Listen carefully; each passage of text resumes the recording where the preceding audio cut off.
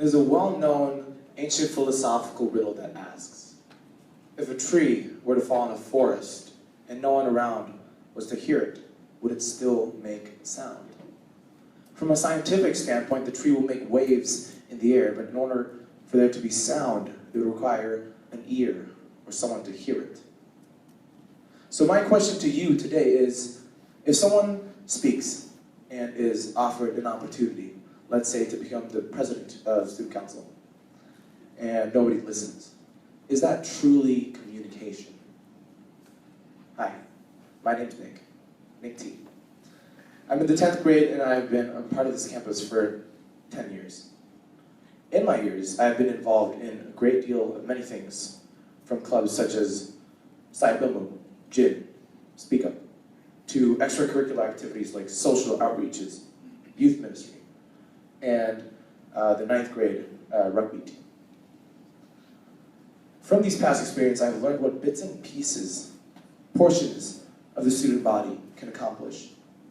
I learned how to cope and work with a variety of different people, ranging from younger and older audiences, and frankly, I love it. My vision is to see all of this come together, the entirety of the student body to cooperate at its highest point of synergy. And why am I doing this? Well, one, it's because I love you guys. I love every aspect of the student body and what we have accomplished so far. I love seeing everyone come together at a student council event to set aside IB and just enjoy ourselves. I love seeing your ideas being considered and being put into action. Listening, I believe, is a missing link to true communication. It is something that is extremely vital, but often overlooked.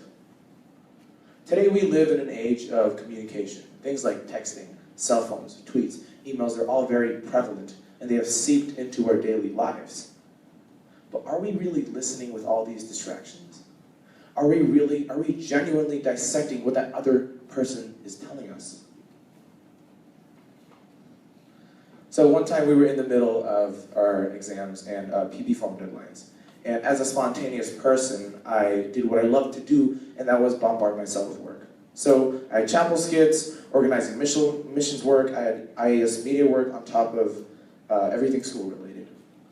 And one day a friend of mine from my skits came up to me. He looked very panicked and he was frazzled. He was overwhelmed with exams, personal projects, essays, and on top of that, our skit. So he was upset.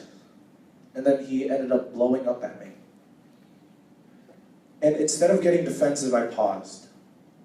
I took a second and I tried to listen to what he had to say. And after 15 minutes or so of straight up venting and ranting, he stopped. His shoulders slowly sagged, and he said, "Nick, what should I do?" So, through this, we can see that by listening to him, he was more prepared to listen to me. So at the end, we did manage to get through our personal project, our exams, and we had a blast with Star Wars Chapel Skit. I think you guys enjoyed that. So by genuinely listening, we are not only listening to what's being said, but to what's not being said. We're not only listening to the words, but what's behind the words, the emotions, the feelings, and ultimately the needs of the student body. As a president, I will be a leader who will listen. And the thing is, listening requires time and effort in which I believe I will have next year, since I won't be preoccupied with mocks, college applications, and other priorities a 12th grader might have to endure. I'm not saying that the other candidates do not want to offer their time towards the student body.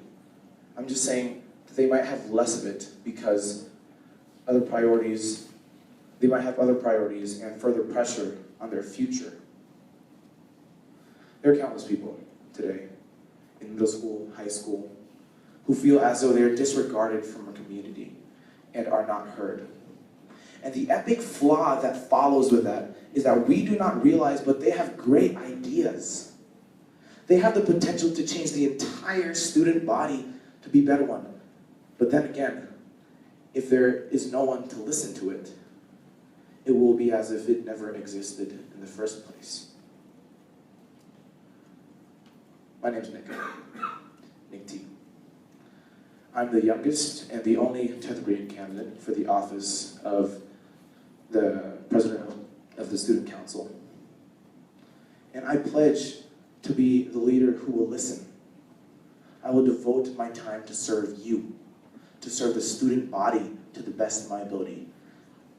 I cannot promise that all of your ideas will be implemented by the student council, but I will consider them seriously, regardless of anything. Whether you're a rookie from the 7th grade, or you're a committee leader in the 12th grade, your opinions all weigh the same. So these are my promises.